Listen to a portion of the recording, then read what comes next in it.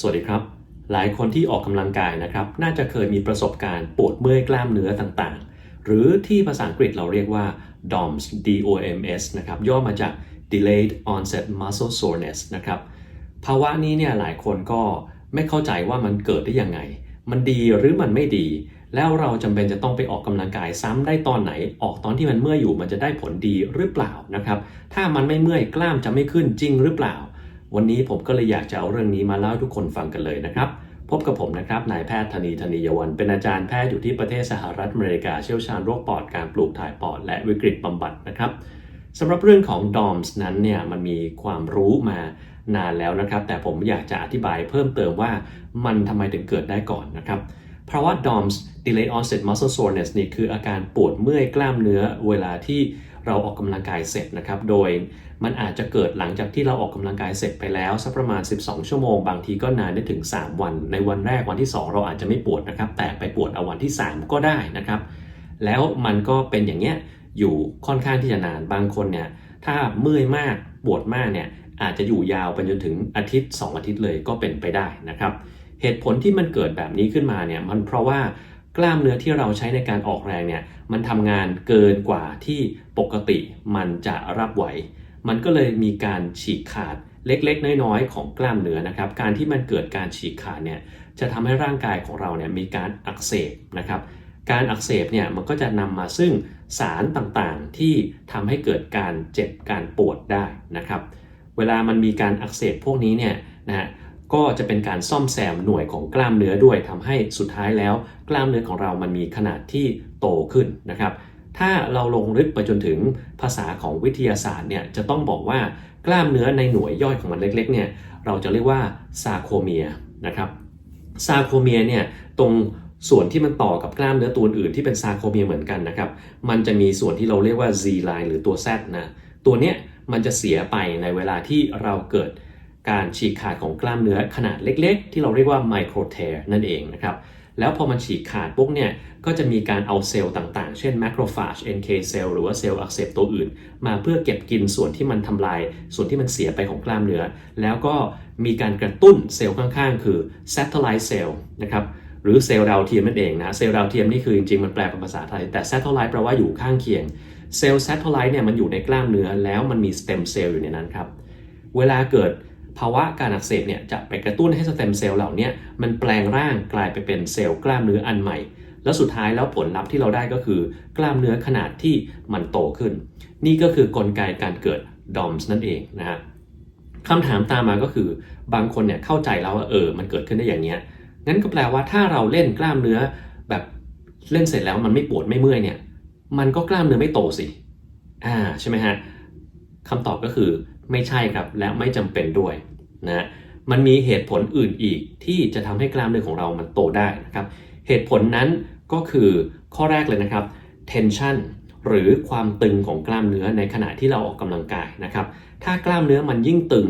นะครับมันก็ยิ่งมีการกระตุ้นทำให้มีการเจริญเติบโตของกล้ามเนื้อได้เช่นกันนะครับกล้ามเนื้อมันจะตึงได้ยังไงนะครับก็ยกตัวอย่างเช่นถ้าเรามีการออกแรงเราเกร็งค้างไว้นานๆเนี่ยกล้ามเนื้อมันก็จะมีขนาดที่ใหญ่ขึ้นมาได้แม้ว่าหลังจากที่เราออกกำลังกายเสร็จแล้วมันจะไม่เมื่อยก็ตามนะครับอันนี้อาจจะแตกต่างจากที่บางคนเข้าใจนะครับดังนั้นตรงนี้เราเอามาใช้ประโยชน์ได้ยังไงนะครับเราเอามาใช้ประโยชน์ตรงที่ว่าถ้าในขณะที่เรายกนะครับสมมุติว่าเรากำลังเล่นการยก bicep curl อย่างนี้นะครับในขณะที่เรายกขึ้นมาเนี่ยเราจะเรียกว่า concentric phase หรือขณะที่กล้ามเนื้อเรากำลังหดเข้ามานะเราจะรู้ว่าขณะที่กล้ามเนื้อเราหดเข้ามาเนี่ยโอเคกล้ามเนื้อมันจะไม่ได้โตขึ้นเพราะว่ามันจะโตมากตอนที่มันมี tension มีแรงตึงสูงนั้นแรงตึงสูงมันจะอยู่ที่ตอนไหนนะครับตอนที่คุณปล่อยมันลงมาเนี่ยปล่อยลงมาช้าๆนะครับเนี่ยเราจะเรียกว่า eccentric phase นะครับถ้าเราถือน้ำหนักที่หนักกว่าปกติเนี่ยแล้วเราค่อยๆปล่อยลงมาแต่เราต้อง control ไม่ให้มันตกตุ้มลงมาเลยนะค่อยๆปล่อยลงมาตรงนี้เนี่ยกล้ามเนื้อจะมีการเกร็งตลอดเวลานะครับแล้วมันจะทำให้กล้ามเนื้อเราโตได้ไวกว่าการที่เราพยายามยกมันขึ้นมาซะอีกนะฮะดังนั้นช่วงยกเนี่ยนะมันจะได้ผลเหมือนกันแต่มันได้ผลน้อยกว่าช่วงที่เราปล่อยนะครับแล้วยิ่งเราปล่อยช้าเท่าไหร่เนี่ย tension หรือความตึงเนี่ยมันจะอยู่นานมากขึ้นเท่านั้นนะครับการที่มี tension อยู่นานมากขึ้นก็จะทำให้กล้ามเนื้อของเราโตขึ้นได้ในภาษาทางการกีฬาเขาจะเรียกว่า time under tension คือระยะเวลาที่กล้ามเนื้อนัดนั้นมีความตึงอยู่นะครับถ้ามันยิ่งนานมันก็จะมีการส่งเสริมการเจริญเติบโตของกล้ามเนื้อมัดนั้นมากขึ้นแม้ว่าคุณจะไม่มี DOMS เลยก็ตามนะต่อมาสิ่งที่ทำให้กล้ามเนื้อโตได้นอกจาก DOMS ก็คือสิ่งที่เราเรียกว่า metabolic stress นะครับคือถ้าเกิดกล้ามเนื้อเนี่ยมันมีการใช้พลังงานมากๆนะครับแล้วเกิดกรดแลคติกขึ้นมามันเริ่มจากการหายใจปกติกล้ามเนื้อของเราเนี่ยสร้างพลังงานด้วยกระบวนการใช้ออกซิเจนก่อนนะครับแต่พอมันไม่ไหวแล้วเนี่ยมันไม่ทันผลิตพลังงานให้เร็วไม่พอเนี่ยมันก็จำเป็นจะต้องหันไปใช้กระบวนการผลิตพลังงานที่ไม่ใช้ออกซิเจนหรือที่เราเรียกว่า anaerobic exercise นั่นเองนะครับเพราะว่าปกติถ้าใช้ออกซิเจนเนี่ยปริมาณพลังงานที่ผลิตได้มันจะเยอะแต่มันจะใช้เวลานานกว่ามันจะผลิตได้ส่วนถ้าเราใช้การผลิตพลังงานแบบไม่ใช้ออกซิเจนเนี่ยมันจะผลิตได้เร็วมากแต่พลังงานมันน้อยนะครับถ้าเรามี metabolic stress คือเรามีการผลิตพลังงานแบบไม่ใช้ออกซิเจนเนี่ยพวกนี้นะครับมันจะมีกรดแลคติกออกมาแล้วก็มีการใช้ออกซิเจนไปเยอะนะครับทำให้บริเวณกล้ามเนื้อมัดนั้นขาดออกซิเจนมันก็จะมีโอกาสทำให้กล้ามเนื้อมัดนั้นมีความเจริญเติบโตเพิ่มมากขึ้นเพราะว่ามันรู้แล้วว่าเฮ้ยถ้าเกิดว่าทำอย่างนี้ต่อไปอีกเนี่ยในอนาคตถ้าเรายังเป็นแบบนี้เราจะต้องมีความบาดเจ็บสูญเสียกล้ามเนื้อแน่ๆเลยร่างกายเรามาฉลาดนะครับมันก็เลยมีการเพิ่มขนาดของกล้ามเนื้อให้มันมีความแข็งแรงเพิ่มขึ้นแล้วก็สร้างสิ่งหนึ่งซึ่งเรียกว่าไมโตคอนเดรียที่เป็นอวัยวะในเซลล์ทำหน้าที่ในการผลิตพลังงานให้เรานะครับแบบใช้ออกซิเจนมันก็จะมีการเพิ่มตัวนี้ขึ้นมานะครับทำให้เราสามารถที่จะมีแรงเพิ่มมากขึ้นได้ดังนั้นบางครั้งเราเอาตรงนี้ไปใช้ทำอะไร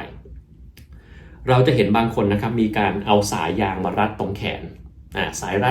ดตรงนี้เพื่ออะไรรัดให้เลือดมันไม่ค่อยเดินครับมันไม่ค่อยเดินเกิดอะไรขึ้นกล้ามเนื้อขาดเลือดขาดออกซิเจนนำไปสู่การสร้างกรดแลคติกที่เร็วขึ้นนำไปสู่ metabolic stress ทำให้กล้ามเนื้อมันมีความเจริญเติบโตเพิ่มมากขึ้นได้นะครับอันนี้ใช้กับกล้ามเนื้อได้แค่บางมัดนะมันใช้กับทุกมัดไม่ได้จะเล่นหลังนี่จะเอาไปรัดยังไงมันก็ทำไม่ได้อยู่ดีถูกไหมฮะนี่เป็นอันที่2ที่นอกเหนือจาก DOM ทำให้กล้ามเนื้อมันโตได้อันที่3ฮอร์โมนครับฮอร์โมนชนิดต่างๆที่ทำให้กล้ามเนื้อโตมีอะไรบ้างเทสโทสเตอโรนที่ทุกคนรู้นะครับเป็นฮอร์โมนเพศชายทำให้กล้ามเนื้อโตโกรทฮอร์โมนนะครับโกรทฮอร์โม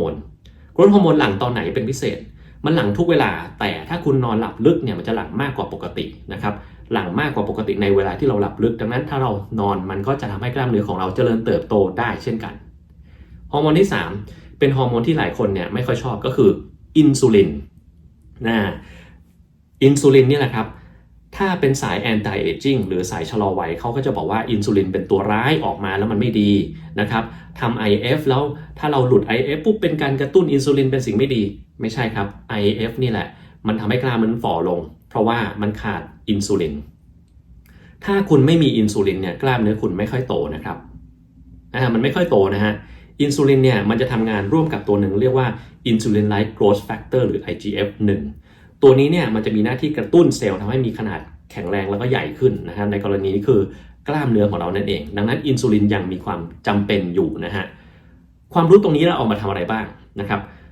ถ้าเราต้องการกระตุ้นอินซูลินเพราะว่าเรารู้ว่ามันดีต่อการสร้างกล้ามเนื้อแต่ก็ไม่ใช่ว่าเรากินแต่น้ำหวานทั้งวันนะอันนั้นไม่ได้เหมือนกันนะไม่ดีนะครับคือก่อนออกกำลังกายเนี่ยเราต้องให้พลังงานกับร่างกายเรามากที่สุดคือกินคาร์โบไฮเดรตเข้าไปนะแล้วหลังจากที่เรากินคาร์โบไฮเดรตเข้าไปมันจะเกิดอะไรขึ้นเกิดการกระตุ้นอินซูลินครับหลังจากที่เราออกกำลังกายเสร็จบางคนกินของหวานเข้าไปเพื่อให้เกิดน้ำตาลสูงในเลือดแล้วกระตุ้นอินซูลินนี่ไม่ใช่แค่ลดน้ำตาลอย่างเดียวนะครับมันไปทำให้กล้ามเนื้อของเราเนี่ยเกิดการกระตุ้นแล้วก็เจริญเติบโตได้ดีขึ้นนี่คือความรู้ทางด้านอินซูลินที่เราเอามาใช้กับกล้ามเนื้อนะครับนอกเหนือจากนี้มันยังมีฮอร์โมนอย่างอื่นอีกเยอะแยะไปหมดเลยนะครับที่มีความเกี่ยวข้องกับการเจริญเติบโตของกล้ามเนื้อนะฮะนอกเหนือจากนี้ก็มีปัจจัยทางด้านของพันธุกรรมแน่นอนว่าแต่ละคนเนี่ยตอบสนองต่อการยกเวทต่อการออกกำลังกายเนี่ยแตกต่างกันนะดังนั้นมีปัจจัยอีกมากมายเลยนอกเหนือจากความเมื่อยหรือ delay onset muscle soreness DOM ที่ทำให้กล้ามเนื้อของเราโตได้ดังนั้นคำถามที่ว่าถ้าเราเล่นแล้วมันไม่เมื่อยกล้ามจะโตไหมคำตอบก็คือมันโตครับและผมจะยกตัวอย่างอะไรบางอย่างให้ฟังนะ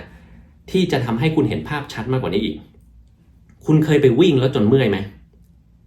บางคนจะเคยรู้จักว่าบางคนเนี่ยเพื่อนเราเนี่ยมันวิ่งมาราธอนประจำเลยตอนแรกๆที่วิ่งเสร็จโอ้โหคุณปวดไปทั้งตัวถูกไหมวิ่งมากขึ้นก็ปวดไปทั้งตัวอีก แล้วคนพวกนี้กล้ามใหญ่ไหมครับไม่ใหญ่กล้ามมันไม่โตขึ้นมันแปลว่าอะไรครับแปลว่า DOMS หรือการปวดกล้ามเนื้อหลังจากที่เราออกกำลังกายไม่ได้เป็นปัจจัยเดียวที่ทำให้กล้ามเนื้อมันโตได้ครับนี่ตรงนี้สำคัญนะเราต้องทราบนะครับต่อมามีตัวอย่างอะไรอีกนะครับตัวอย่างก็คือกล้ามเนื้อของคนเราครับแต่ละส่วนจะมีการตอบสนองต่อ DOMS ที่ไม่เหมือนกันบางกล้ามเนื้อเกิดง่ายบางกล้ามเนื้อเกิดยากยิ่งกล้ามเนื้อมัดเล็กเท่าไหร่เนี่ยโอกาสเกิด DOMS เนี่ยมันจะน้อยลงเท่านั้นเช่นกล้ามเนื้อไหล่เนี่ยเกิด DOMS ยากกว่ากล้ามเนื้อหน้าอกกล้ามเนื้อขานะครับพวกกล้ามใหญ่ๆเนี่ยมันจะเกิดง่ายกล้ามเนื้อขากล้ามเนื้อหน้าอกเนี่ยมันจะเกิดง่ายกล้ามเนื้อหลังเนี่ยจะเกิดง่ายถ้าเราเล่นโดนนะครับส่วนกล้ามเนื้อไหล่ที่เล็กๆเนี่ยมันจะเกิดยากนะครับแต่ถามว่าเราเล่นแล้วไหล่ไม่เมื่อยเนี่ยไหล่มันโตขึ้นได้ไหมครับได้เลยนะฮะแล้วท่านไปลองถามพวกนักกล้ามที่เขาเล่นกล้ามกันจริงจังเขาเล่นกันทั้งวันเล่นวันละหลายรอบด้วยนะครับเล่นจนโอ้โหหมดแรงไปเลยถามว่าเขากล้ามขึ้นไหมขึ้นถูกไหมฮะแต่แล้วเขาเมื่อยไหมไม่เมื่อยนี่นะฮะดังนั้นเราไม่จำเป็นจะต้องกังวลนะครับถ้าเราเล่นแล้วมันไม่เมื่อยกล้ามเนื้อมันจะไม่ขึ้นนะครับมีอย่างหนึ่งซึ่งผมอยากจะชี้ให้ฟังก็คือว่าบางคนตอนเล่นอยู่เนี่ยมันเมื่อยแต่หลังจากนั้นแล้วมันไม่เมื่อยถ้ามันต่างกันยังไงไอ้นี่ใช่ DOMS หรือเปล่าอันนี้ไม่ใช่ DOMS นะครับเวลาที่เราเล่นอยู่แล้วเราเมื่อยหลังจากที่เช่นว่าสมมุติเรายกเวทเนี่ยยกไป8ทีมันไม่ไหวแล้วต้องวางแล้วเพราะว่ามันไม่ไหวมันเมื่อยมากแล้วมันยกแล้วมันเจ็บแล้วนะฮะมันล้ามันอะไรแล้วนะฮะอันนั้นเนี่ยมันเกิดจากกรดแลคติกออกมานะครับแล้วถ้าเกิดว่าเราเคลียร์กรดแลคติกออกไปได้อาการมันก็จะหายครับอาการมันก็จะหายผลิตพลังงานได้เหมือนเดิมนะคนเราเนี่ยในตอนที่เราหดกล้ามเนื้อเนี่ยมันไม่ต้องใช้พลังงานครับแต่คุณรู้ไหมว่าเวลาที่คลายกล้ามเนื้อเนี่ยมันต้องใช้พลังงานนะจะตรงข้ามกับหลายความคิดที่บางคนเข้าใจนะครับแต่ว่าตอนที่กล้ามเนื้อมันหดเข้าหากันเนี่ยมันไม่ต้องใช้พลังงานตอนที่มันคลายออกจากกันเนี่ยตรงนี้แหละที่ต้องใช้พลังงานนะแล้วถ้าต้องใช้พลังงานมากๆเนี่ยนะครับมันเกิดอะไรขึ้นล่ะเกิดกรดแลคติกมากขึ้นแล้วถ้าไม่ไหวแล้วจะเกิดตะคริวเป็นยังไงตะคริวคือการที่กล้ามเนื้อมันเกร็งค้างอยู่ท่าใดท่าหนึ่งเช่นเกร็งค้างอย่างเงี้ยนะ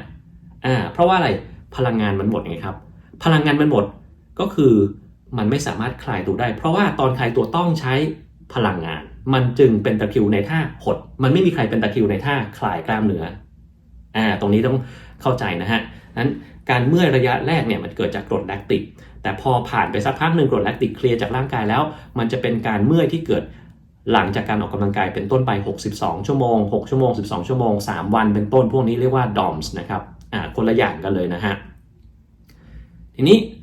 DOMS เนี่ยมันอันตรายหรือมันมีประโยชน์อะไรไหมนะครับต้องบอกว่าตัวมันเองเนี่ยมีประโยชน์เหมือนกันคือมันก็เป็นกลไกหนึ่งที่ทำให้กล้ามเนื้อของเรามันโตขึ้นมาได้แต่ที่2ครับมันมีประโยชน์สำหรับมือใหม่ก็คือเป็นการบอกว่าเราเล่นได้ถูกกล้ามเนื้อแล้วนะเช่นสมมุติว่าคุณเล่น bench press เล่นหน้าอกนะครับยกเสร็จแล้วผ่านไปแล้วมันปวดเมื่อยแต่เวลามันปวดเมื่อยเนี่ยมันปวดเมื่อยบริเวณหน้าอกแปลว่าโอเคเราเล่นโดนแล้วเราเล่นโดนอกแล้วแปลว่าโอเคถ้าเราใช้ได้แต่ถ้าเกิดคุณเล่นเสร็จปุ๊บเนี่ย12ชั่วโมงต่อมาไอ้บริเวณที่คุณเมื่อยเนี่ยคุณเมื่อยไอ้บ่าตรงเนี้ย trapezius นะครับหรือว่า anterior deltoid หรือว่าไหล่ด้านหน้าแต่ตรงอกไม่ค่อยเป็นอะไรเลยเมื่อยอย่างตรงเนี้ยก็แปลว่าคุณเล่นไม่ถูกครับน่าจะต้องมีการปรับปรุงวิธีการเล่นดังนั้น DOM เนี่ยมันมีประโยชน์ตรงนี้เนี่ยแหละครับที่ทำให้คุณสามารถเล่นโดนบริเวณที่มันสมควรจะต้องเล่นได้นะครับมีอะไรอีกเกี่ยวข้องกับ DOMS นะครับ DOMS เนี่ยหลายคนก็คงสงสัยว่าแล้วถ้าเราเมื่อยอย่างเงี้ยมันจะกลับไปเล่นอีกเมื่อไหร่มันต้องย้ำเลยไหมตอนที่มันกำลังเมื่อยอยู่คำตอบก็คือว่าอย่าทำตอนที่มันกำลังเมื่อยมากหรือเจ็บมากครับเพราะว่าอะไรรู้ไหมเพราะว่า1แรงคุณจะลดลงอันที่2กล้ามเนื้อในการที่เรายกอะไรเนี่ยมันต้องใช้กล้ามเนื้อหลายมัดทำงานร่วมกันเขาเรียกว่า coordination การทำงานร่วมกันของกล้ามเนื้อถ้าเรามี DOMS มากๆเนี่ย coordination ของกล้ามเนื้อไม่ดีแล้วเกิดอะไรขึ้นเกิดโอกาสบาดเจ็บเพิ่มมากขึ้นครับนะเพราะว่าเช่นถ้าเราทำ bench press เนี่ยมันไม่ใช่แค่มีกล้ามเนื้อหน้าอกของเรานะที่ทำงานแต่มันมีกล้ามเนื้อแขนกล้ามเนื้อหลายๆอย่างที่ทำให้บาร์ที่เรายกเนี่ยมันคงอยู่กับที่มันไม่เอียงไปเอียงมานะครับการที่มันไม่เอียงไปเอียงมาเพราะว่ามีกล้ามเนื้อมัดเล็กเนี่ยทำงานร่วมกันแต่ถ้ามี DOMS เยอะเนี่ย มันทำงานร่วมกันไม่ได้มันอาจจะบาร์เบลหล่นลงมาทับเราจะเกิดอันตรายเลยก็ได้นะครับดังนั้นถ้าเราเป็นมากอยู่นี่อย่าพึ่งไปทำเด็ดขาดไม่ฉะนั้นจะเกิดอันตรายขึ้นมาได้นะครับแล้วมันต้องเริ่มออกกำลังกายอย่างเดิมได้เมื่อไหร่ให้คุณลองดูเลยครับถ้าคุณเริ่มจะหายแบบเนี่ยมันหายสัก 80% 70-80% แล้วอันนี้กลับไปยกได้แล้วครับน่าจะปลอดภัยแล้วนะแต่ถ้ายกแล้วมันเจ็บพอก่อนนะพอก่อนอย่าไปให้มันมากเกินไปไม่ฉะนั้นจะเกิดการบาดเจ็บขึ้นมานะครับอยากจะแนะนำอีกคำหนึ่งคำว่า overtrain นะบางคนอาจจะไม่เคยได้ยินคำนี้นะครับบางคนอาจจะเคยได้ยินคำนี้คำว่า overtrain หมายความว่าเราเล่นมากจนเกินไปแล้วกล้ามเนื้อเรามันไม่ไหวแล้วมันจะไม่มีพัฒนาการทีนี้เราจะรู้ได้ยังไงว่านี่คือ overtrain หรือนี่คือ DOMS เฉยๆนะครับ overtrain เนี่ยถ้าท่านไปออกกำลังกายปกติแล้วมันควรจะมีการพัฒนาของกล้ามเนื้อยกได้หนักมากขึ้นยกได้เท่าเดิมนะฮะหรือถ้ายกได้เท่าเดิมก็ไม่ควรจะเหนื่อยมากนะครับแต่ถ้าเกิดว่าปกติเนี่ยเรายกได้แบบ10ที3เซตแล้วเราไปเล่นวันต่อมาเนี่ยยกได้แค่10ทีเหมือนกันแต่ว่าได้2เซตเองอันเนี้ยแปลว่าท่าน overtrain เรียบร้อยแล้วมันยกไม่ไหวเหมือนเดิมละนะครับถ้ามีภาวะนี้ท่านควรจะเพลาลงมาหน่อยอย่าไปออกแรงเยอะแล้วเพราะไม่งั้นจะมีปัญหานะครับนี่คือ overtrain นะกับ DOMS ต้องแยกกันให้ดีนะฮะมันจะมีประโยชน์ตรงที่ว่าเมื่อเราเริ่มหายเมื่อยเราจะไปยกตอนไหนถ้าตอนที่เราไปยกเนี่ยแรงเรามันเหมือนเดิมเลยมันยังปวดอยู่แหละแต่มันแรงมันเหมือนเดิมอันนี้แปลว่าโอเคละแต่ถ้ามันปวดอยู่แล้วไปเล่นแรงมันไม่เท่าเดิมเลยแปลว่ามันหนักจนเกินไปถ้าจะเล่นให้ลดระดับความหนักลงมาก่อนไม่ฉะนั้นจะเกิดการบาดเจ็บได้นะครับตรงนี้เป็นสิ่งที่สำคัญเกี่ยวข้องกับเรื่อง DOMS นะฮะมีคนถามว่าแล้วอย่างนี้เนี่ยมันมีวิธีในการป้องกัน DOMS ไหมบางคนการป้องกันมันดีไหมมันก็ดีส่วนหนึ่งนะครับเพราะว่าเรารู้ว่ามันอาจจะช่วยลดการบาดเจ็บการทรมานได้นะฮะเช่นการยืดกล้ามเนื้อในก่อนที่เราจะออกกำลังกายการ active warming นะครับจริงๆยืดกล้ามเนื้อสมัยก่อนเนี่ยแนะนำให้ทำแต่ตอนนี้ไม่ค่อยแนะนำแล้วเพราะมันจะทำให้แรงของเราตกลงแล้วก็ coordination หรือการทำงานร่วมกันของกล้ามเนื้อเนี่ยมันจะไม่ค่อยดีนะครับเดี๋ยวนี้เราทำ active warming ซึ่งคืออะไรสมมุติว่าถ้าเราจะออกกำลังกายกล้ามเนื้อไบเซปเราจะทำท่านี้ใช่ไหมแล้วยกใช่ไหมแล้วปกติสมมุติว่าเรายกสัก10กิโลกรัมแต่ตอนวอร์มเนี่ยคุณลองสักแบบ2กิโลกรัมเราวอร์ม2กิโลกรัมก็ยกอย่างเงี้ยยกไปเรื่อยๆนะยกจนกระทั่งกล้ามเนื้อที่คุณจะเล่นเนี่ยไบเซปมันเมื่อยนะครับแล้วก็พอนั่นคือการทำ active warming พอเสร็จปุ๊บค่อยไปยกน้ำหนักจริงนะฮะอันนี้มันจะช่วยลดภาวะ DOMS ได้ดื่มน้ำให้เพียงพอเพราะเราต้องการเอาน้ำไปเป็นเลือดแล้วก็เลี้ยงตามบริเวณต่างๆของร่างกายนะครับทำให้พวกสารที่มันเป็นพิษที่เกิดจากการออกกำลังกายที่เราเรียกว่า reactive oxygen species หรือสารอนุมูลอิสระเนี่ยมันถูกขจัดออกไปด้วยนะครับต้องทานน้ำให้เพียงพอไม่ฉะนั้นท่านจะเกิดได้นะครับแล้วก็พลังงานต้องเพียงพอนะถ้าท่านไม่ได้กินคาร์โบไฮเดรตก่อนบางคนเป็น DOMS เยอะเลยก็ต้องกินให้เพียงพอนะครับคาร์โบไฮเดรตก่อนออกกำลังกายนะฮะหรือกินน้ำให้เพียงพอหรือทั้งคู่นะครับบางคนกินแต่ pre-workout อย่างเดียวซึ่งมันมีแต่คาเฟอีนกับสารตัวอื่นซึ่งถ้าท่านกินแต่คาเฟอีนอย่างเดียวโดยไม่มีพลังงานอยู่ในร่างกายวันนั้นท่านไม่ได้กินข้าวมาทั้งวันนะรับรองมันแย่แน่เลยปวดบางคนไม่ใช่แค่นั้นด้วยซ้ำไปเล่นเสร็จแล้วรู้สึกเหมือนหน้ามืดหน้ามืดคลื่นไส้อาเจียนมันจะไม่ไหวเอานั้นแปลว่าไม่ท่านเล่นหนักจนเกินไปท่านก็มีพลังงานไม่เพียงพอเพราะว่าไม่ได้กินน้ำไม่พอไม่ได้นอนพักไม่พอดังนั้นต้องนอนพักให้เพียงพอกินให้มันเพียงพอก่อนจะเล่นดื่มน้ำให้เพียงพอแล้วหลังจากเล่นเสร็จตรงนี้แหละครับที่ท่านจะต้องมีการยืดกล้ามเนื้อเพราะว่าถ้ามันหดเกร็งนะครับเลือดมันไปเลี้ยงได้ยากนะเวลาที่เรากล้ามเนื้อเราเกร็งแล้วแข็งเป็นก้อนอย่างเงี้ยนะฮะเลือดมันเข้าไปไม่ได้เลือดมันจะเข้าได้ตอนที่มันคลายซึ่งก็คือตอนที่เรายืดกล้ามเนื้อนะตอนเรายืดกล้ามเนื้อนะพอเรายืดกล้ามเนื้อเสร็จปุ๊บโอเคเลือดมันเข้าไปเลี้ยงได้แล้วอีกอย่างหนึ่งก็คือการนวดนะครับนวดกล้ามเนื้อเพื่อให้สารที่มันเป็นเมตาบอลิกที่มันค้างที่มันพิษทั้งหลายนะออกไปที่อื่นซะการนวดก็จะมีประโยชน์เหมือนกันและที่สำคัญทานโปรตีนให้ถึงเพราะว่าการที่จะซ่อมกล้ามเนื้อพวกนี้มันต้องใช้โปรตีนครับดังนั้นถ้าเรากินเข้าไปทีหลังจากที่เราออกกำลังกายเสร็จเนี่ยโปรตีนก็จะถูกนำไปสร้างกล้ามเนื้อพวกนี้มากขึ้นทำให้มันหายเร็วขึ้นนะฮะส่วนบางคนถามว่าอย่างนั้นเรากินยาแก้ปวดได้ไหมยาแก้ปวดตัวไหนที่กินได้พาราเซตามอลเนี่ยกินแล้วอาจจะไม่มีปัญหานะครับแต่ถ้าท่านกินพวก NSAIDs นะครับ non-steroidal anti-inflammatory drugs เช่น ibuprofen diclofenac naproxen พวกนี้โอเคมันแก้ปวดได้เหมือนกันมันจะลดอาการปวดของ DOMS ได้เหมือนกันปัญหามันมีครับ คืออะไรรู้ไหมดอมเนี่ยเกิดจากการอักเสบมันจะไปกระตุ้น satellite cell ซึ่งเป็นสเต็มเซลล์กล้ามเนื้อให้สร้างแต่ NSAID มันไปยับยั้งกลไกนี้ครับมันไปยับยั้งกลไกการอักเสบดังนั้นเนี่ยท่านอาจจะไม่ได้ประโยชน์จาก DOMS ในการที่ทำให้กล้ามเนื้อมันโตขึ้นก็ได้ถ้าไม่เหนือบากกว่าแรงจริงๆผมแนะนำว่าอย่าไปใช้ NSAIDs นะครับแต่ถ้ามันไม่ไหวจริงโอ้โหมันปวดร้าวไปทั้งร่างกายเลยนอนไม่ได้เลยเนี่ยอันนั้นท่านกินไปเถอะครับนะไม่ต้องไปห่วงกล้ามนะครับกินไปให้มันดีก็พอแล้วนะครับนะนี่แหละอันนี้ก็คือเรื่องของ DOMS นะฮะที่สำคัญ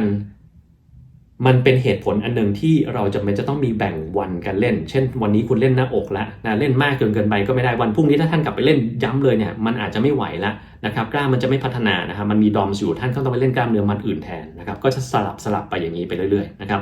ดังนั้นโดยสรุปเนี่ย DOMS นะครับหรือ Delay Onset Muscle Soreness เป็นการเมื่อยที่เกิดภายหลังการออกกำลังกายประมาณสัก6 ถึง 6 ชั่วโมงถึงประมาณสัก3 วันนะครับแล้วมันจะอยู่ประมาณแล้วแต่นะครับบางคนหายเร็ว3 วันก็หายบางคนก็เป็นอาทิตย์ถึงจะหายนะครับเกิดจากการที่มีการฉีกขาดของกล้ามเนื้อเล็กๆน้อยๆนะฮะแล้ว DOMS เนี่ยมันหายได้เองท่านไม่ต้องไปทำอะไรกับมันดื่มน้ำเพียงพอกินอาหารให้พลังงานเพียงพอทานโปรตีนให้ถึงนะครับพักผ่อนให้ดีนะเรื่องพวกนี้จะค่อยๆดีขึ้นนะมันมีประโยชน์ตรงที่ทำให้กล้ามเนื้อเราพัฒนาแต่มันไม่ใช่ปัจจัยเดียวที่ทำให้กล้ามเนื้อพัฒนาได้มันมีปัจจัยอื่นดังนั้นถ้าท่านไม่มี DOMS เกิดขึ้นไม่ต้องกังวลใดทั้งสิ้นกล้ามเนื้อของท่านก็ยังจะโตเหมือนเดิมนั่นแหละครับนะนี่แหละเป็นสิ่งหนึ่งซึ่งผมอยากจะเอามาอธิบายสำหรับคนที่ออกกำลังกายโดยเฉพาะมือใหม่นะครับนั้นถ้าเกิดว่าใครมีคำถามเรื่อง DOMS อะไรก็สอบถามกันเข้ามาแล้วกันนะครับวันนี้เท่านี้นะครับขอบคุณมากครับสวัสดีครับ